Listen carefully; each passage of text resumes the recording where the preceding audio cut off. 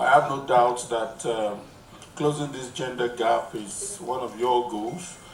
And so, but let's get down to the real issues. What have been your challenges, and how do people also see the possibilities that you are pushing here? Directly about women now. What are the challenges? Yeah, and how can people actually, see the opportunities that lie therein? Okay. Well, I think the main challenge now is really getting the women to see what they have to offer. I think in all of our programs we have a percentage. We would say at least 40% women.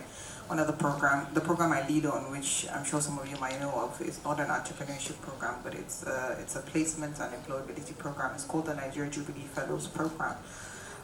We had an initial 118,000 people apply, and we shortlisted down to 20,000, and we have 10,000 men and 10,000 women in our pool.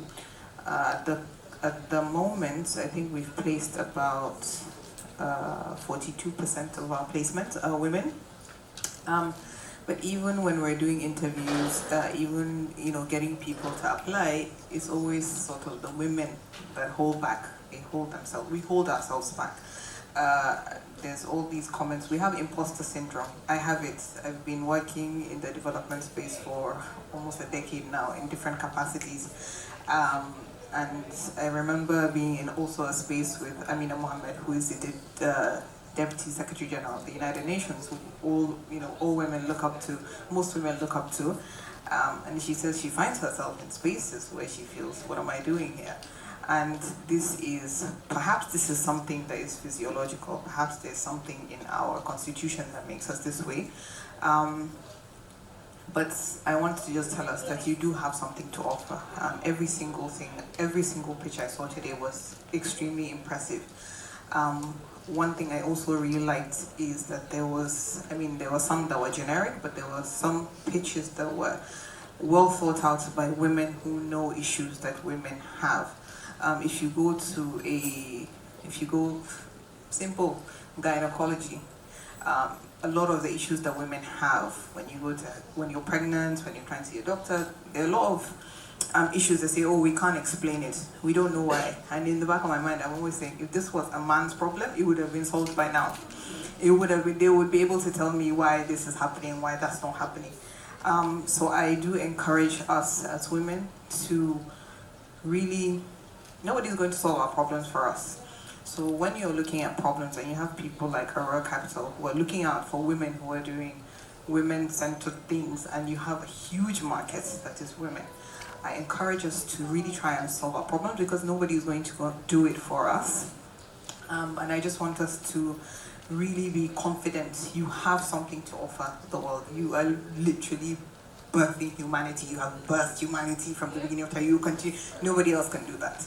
And I don't care what innovations are coming or what gender and sex changes or whatever. It's you. It is you. You are really. I agree. You are the cradle of humanity. You have something. You have something to offer. I wanted to say something as well. I think also in my career, what breaks or makes you as well is the women in your life, whether they're your bosses, whether your colleagues. I'm not from Lagos. I moved to Lagos, and so I don't have as big as a community as I would have had back home. So a lot of times I found myself in the lurch when it comes to childcare, for example, and it's my colleague that steps in, or my boss says, "Oh, go to Akwa Ibom." I'm like, what am I going to do? My colleague's like, just bring your children, something like that. So please build that community. Women holding up women. I cannot tell you how important that is. So please, let's support one another. The men are not the problem anymore most of the time, but we need to really help ourselves. So for women, find solutions that are women-centric. Create a better world for women, and then the second thing is solve alongside women, with women, support women, hold each other up.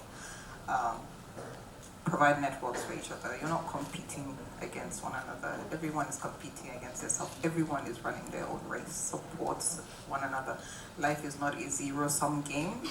Just because you get a slice of a pie doesn't, or someone else gets it, doesn't mean you're not going to get it. Please support one another. Over.